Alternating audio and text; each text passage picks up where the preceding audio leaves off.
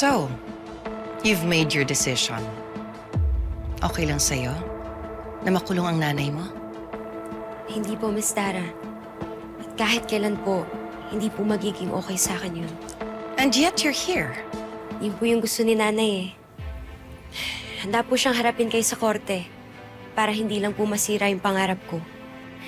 How noble. Nanay po kasi siya, ma'am. Na mahal ako. Gaya na lang din ho ng pagmamahal niyo kay Megan.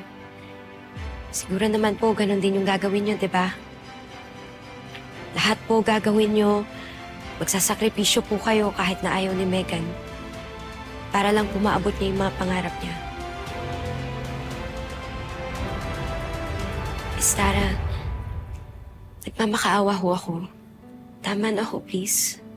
Itigil niyo na ho yung away niyo ni nanay. At sana po wag niyo na ho kami idamay ni Megan. Labas po kami dun eh. Hindi po namin laban kung ano yung laban niyo ho. Kung naging masikip man ho yung stage para sa inyo ni nanay noon, baka naman po ngayon, pwede po kami mag-share ni Megan. Kasi pag nakulong po si nanay, hindi lang naman ho siya yung maapektuhan eh. Hindi lang po ako, pati ho kayo.